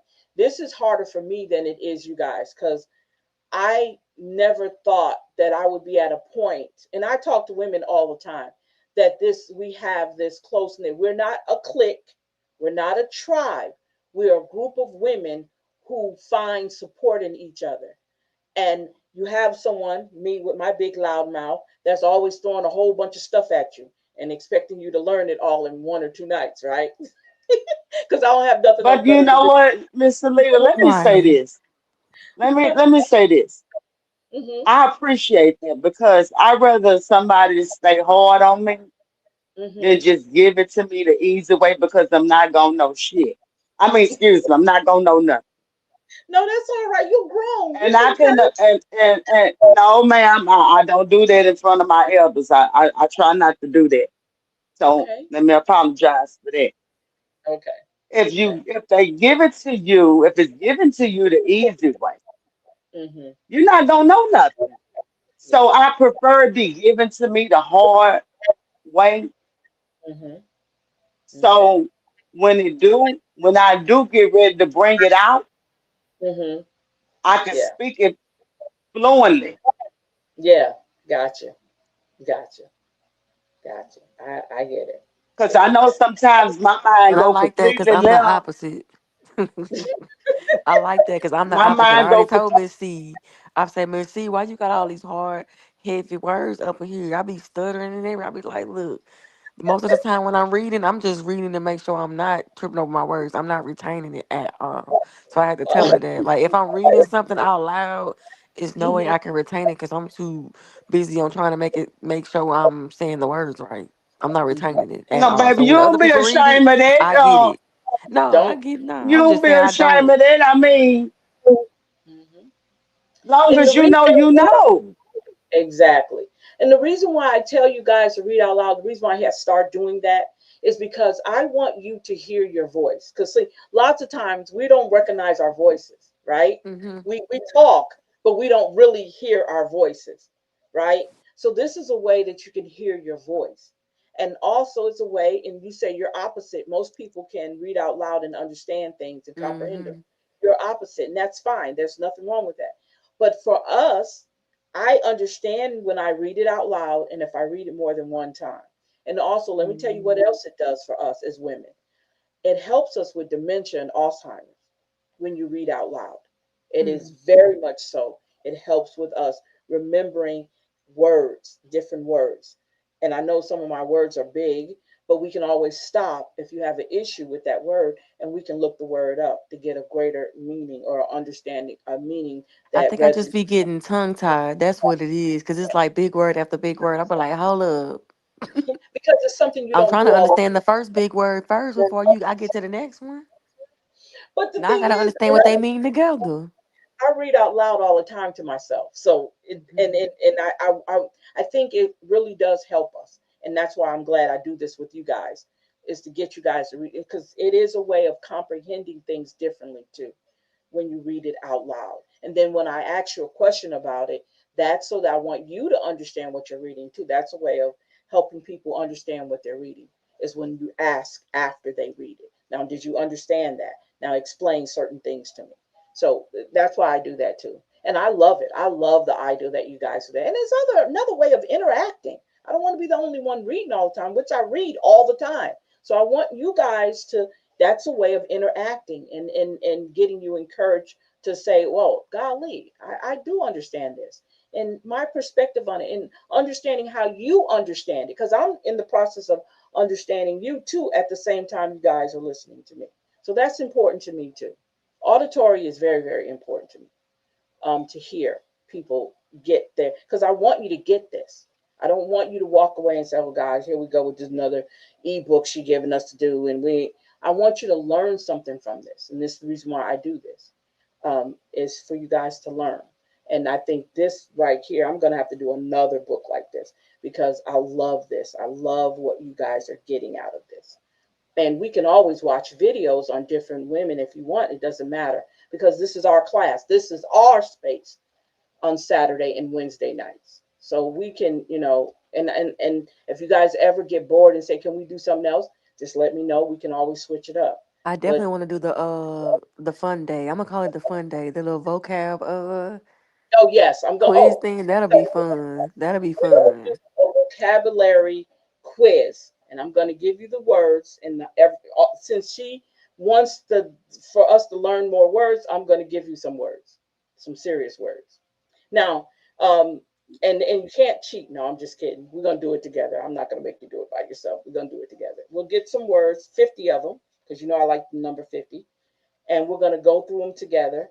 You guys are responsible to finding the definitions of them, and they have to be the right definitions, because it's gonna have 500 different definitions. You That have to. ain't right. That ain't right. That ain't right, Missy. Cause what if we all feel like it's a different definition for a Uh, word? we'll see. We'll You see. We'll being see. too tough now. This You ain't know what? I'm gonna give military you a school. sentence. I am going to give Well, you a sentence to go with the vocabulary word. Will that let's help go you? with it. Okay. All right. So we're gonna do that. When we finish this book, that'll be the next thing we'll do, and that give me time to write my next book to You got to harass give you. us a reward for doing all of these reading out louds and Well, stuff, embarrassing she ourselves. is the We need some reward. type of. She We is need a the reward. reward. I need another No, reward. she is the reward. She took the time to do it with us. That's the reward right there. I need a little more You than know that. she's the baby of And the then group, she right? did it for free. That's the reward. Yeah. I don't Look, want look. nothing. I'm just doing it. She, I'm look. just doing it, Mr. Lee. I know, baby. Look, she's the baby of the group, so we'll listen to her. We'll Yes, oblige her ma'am. demands. I just want a But little pizza party or something, before we go okay, to the next chapter and whatnot. okay, Stop all it. right, okay. I'm listening to her. Okay, so you give me your address, and I'll have a pizza delivered to each one of y'all houses. That ain't fair Lord because have that's not mercy. a No, pizza party. That's for everybody get a slice and a cup of juice and a little snack cake Not a cup and of no, two juice. no, ma'am. oatmeal cookies. That's all. I decline. No, ma'am. I'm satisfied with you just spending time doing this. Okay. Oh boy, but that would be cool because let me tell you something. When I was taking some training, what is the group that we were working with? It was a housing group we worked with, and let me tell you what they did for us. Because we were all spread around and we did our classes online, they literally sent stuff to our house. Hmm? Yeah, they sent stuff to our house. So by the time we were about to do our classes, we had everything we needed because it was literally sent to our house. That snacks and everything. They sent us That's cool. a snack bag so we could sit there and snack while we were going through the training. Mm-hmm. Yeah. So yeah, it's possible. It's definitely possible we could do that. But she know I'm playing with her. She know I can And get yeah, food anytime. yeah. Or we can go to the Martin branch because She the snack lady for sure. we definitely go to the Martin branch and sit and with snacks and do our classes. We can definitely do that too. It just won't be on a Saturday night and it won't be on a Wednesday night. We'd have to pick another night to do it on if we was to That's do gonna it be that way. rough during the week. Now you planning too much now because I done went from a joke to now you actually playing. I gotta stop playing with you. You got to stop doing that because my mind. I told you my I mind is know, always. Well, she be I know, baby. serious. I She be know, I, baby. serious. I take it to a whole nother Golly. level. I will take Oh. it to a whole nother level. But yeah, Mm-hmm. so okay, so I'm gonna It's give not a y'all. bad idea, though. Yeah, it Mm-mm. is. I think it's a great idea for us all to meet up and get deep into what we're doing.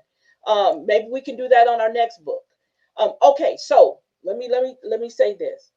Um, it's called a retreat, a weekend retreat, and it could be a weekend where we can get, we'll probably have to do it like on a Friday and Saturday, and it has to be during the daytime if we're going to do it at the library. Or we could find a place that we can get together and do this, and where we can um, not have to do any, I'm not going to make you do any homework or anything like that, but a retreat is us having certain, we are going to have a schedule of things that we're going to talk about and do, but it won't be where you guys have to actually do homework and all that. And it's sort of like a retreat, and just give us that time that we can actually like breathe, and we're in each other's spaces, so that we'll be able to, feel, the energy be there. We could do that too. That's down the line. I want to do that before the year's out. Yeah, that'd With be cool. Like It's actually called a virtual retreat. I don't like the word secret Santa, but I think it'd be cute to be doing something cute with the ladies. I'm just Mhm. saying. Getting everybody Give together. them a We go reason to to get out the house. Well, yeah. Because yes, Mother's Day yes. coming up, so it's gonna be a pretty busy, weekend for the Yeah, not mamas. now. It wouldn't be now. It would be later on. Yeah. It would be later on. It wouldn't be right now. We'd have to get together and kind of plan that. It's called a virtual retreat, but it wouldn't be virtual because because we're all together here, so it wouldn't be virtual. But it's sort of like that, and we could do it for like Hmm. pick a Saturday, a Friday, and Saturday to do it. And we just spend the whole day, just doing different activities, hanging out, put together a schedule where we all can, and all these things that we're doing is going to be self care, talking, dealing with things. I'm gonna have shit. I'm gonna have y'all some stuff to do either way it goes. Exercises that you guys have to do anyway. But yeah, that's further down the line that I definitely think this group need to do. We definitely need a wellness day, if anything else. And we'll have little activities to do. We'll eat the whole 9 yards. We just got to put it together. So I'm not going to go over chapter Yeah, four all right. because it's already late. It's already 9:30. But what we'll do is we'll bring when we come back Wednesday, we'll go over chapter 4 first, the worksheet for chapter 4 first, and then we'll get into chapter 6 because we're on chapter 6 now. And then we got 5 to do too. But we need to go over 4, and then I'll have 5 ready for you guys. Okay. So I'm going to go ahead and let you guys go. I want you guys to have a great night, have a great Sunday, um, and keep on thinking of things that you can do to make your community better. Um, you know what? I think we could do too, as a way for us to give back to our community, especially our Black women. We got to figure out. We'll talk about that. I think we can do it as a group. We can get together and probably host something for some young women, right? Something empowerment. I think we can do that before this year's out. What y'all think? You think that's possible? Yeah. I Anything is think so. possible. Yes. Hmm. Yeah. Okay. We can get together and do that. Okay. So thank you guys. You still got homework to do. You got 4 to do, and you got to make. Did I give you chapter 5 too? Did I give y'all 5 too? Not Did y'all yet. give it? Oh, I haven't. So you got 5 coming. Yeah. So you got 5, 4, and 5. We're gonna be doing. Okay. And then Monday night, if you are available, you know what it is. The first Monday renewal for the month. Getting ourselves ready for the month of May. So if you are available, I will be sending you guys an email invite, 7 o'clock, first Mondays of every month. We've been doing pretty good with them. So I want to continue doing that too. So we'll be doing that first Monday, 7 o'clock, May 4th. So look forward to your invite. I should be getting them out tomorrow. Um, yeah. So that one's going to be called the First Light Ritual. We're going to illuminate the things that are going great in our lives. Okay. So we shall see you guys then. You guys have a great night and have a great Sunday. And be careful out there. All right. Good You night. too. Good night, All right. everybody. Good Good night. night. Good night. I didn't put my music on. I should have put my music on.